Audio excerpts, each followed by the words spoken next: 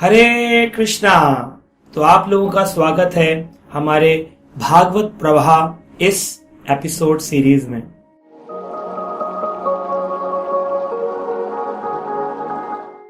तो जैसा आप जानते हैं हम श्रीमद् भागवत के ऊपर हर हफ्ते एक एपिसोड लेकर के आएंगे। श्रीमद् भागवत अद्भुत ग्रंथ है। तो आज हम जानेंगे श्रीमद् भागवत की महिमा क्या है, क्यों हमें सुनना चाहिए श्रीमद् भागवत पुराण, क्यों हमें पढ़ना चाहिए श्रीमद् भागवत पुराण।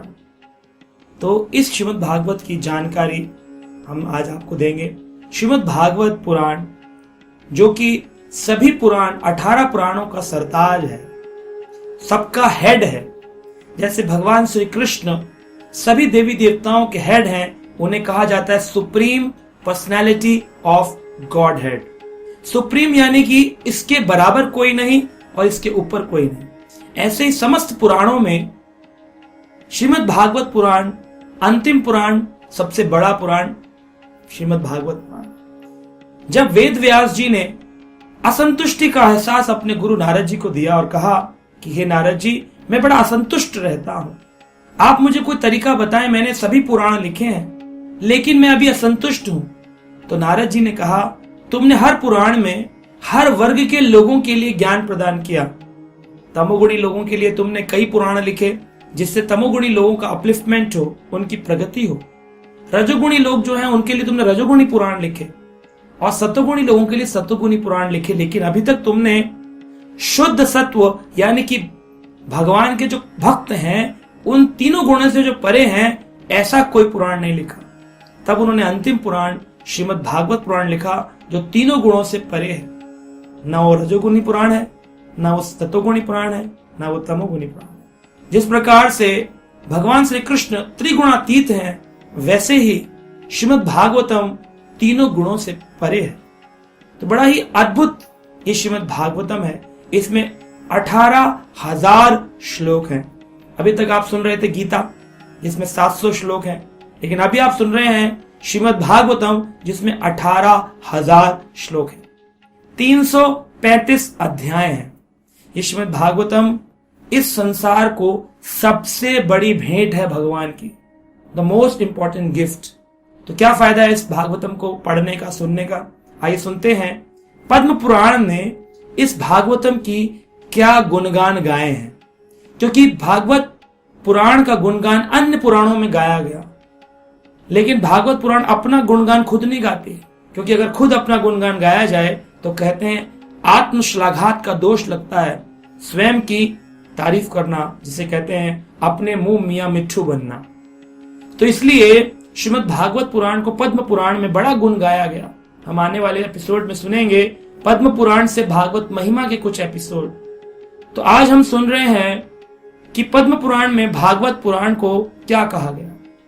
कहते हैं, नमामि देवम करुणानिधानम तमाल वर्णम सुरेतवतारम अपार संसार समुद्र सेतुम भजाम्यहं भागवत स्वरूपम।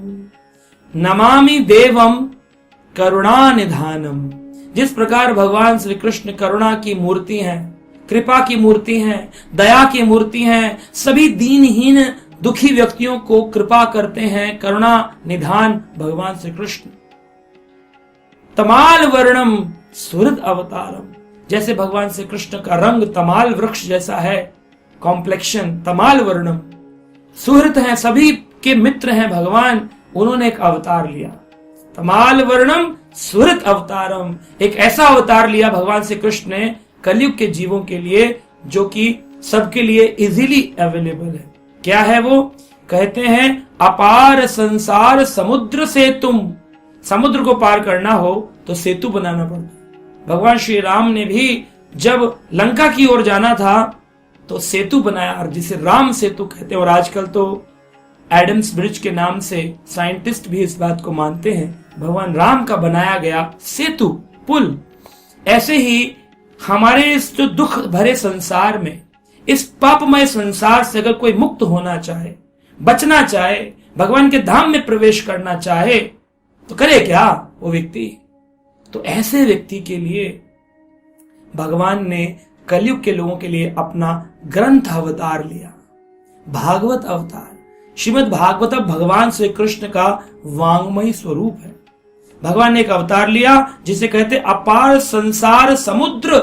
ये जो अपार संसार का समुद्र है, पाप से भरा हुआ सेतु का काम करता है। जो भागवत पढ़ते हैं वो इस भागवत के ज्ञान रूपी सेतु पे चढ़ करके भगवान के धाम में प्रवेश कर सकते हैं। भजामि अहम भागवतम स्वरूपम, ऐसे भागवत स्वरूप को हम प्रणाम करते हैं। ये पद्म पुराण में बताया गया। भगवान जब इस धराधाम से जा रहे थे, भगवान श्री कृष्ण द्वापर के अंत में अपनी नित्य लीलाएं समाप्त करके, तब भगवान ने अपने को श्रीमद् भागवत के रूप में परिणित किया। ये भागवतम 12 स्कंदों के अंदर वर्णन किया गया है, जो 12 स्कंद भगवान श्री कृष्ण के विग्रह का दर्शन कराते हैं। तो हम आगे इस डिटेल में और चर्चा करेंगे कि कैसे 12 स्कंद भगवान का दर्शन कराते हैं। तब तक के लिए जुड़े रहिए और सुनते रहिए भागवत प्रवाह। हरे कृष्ण।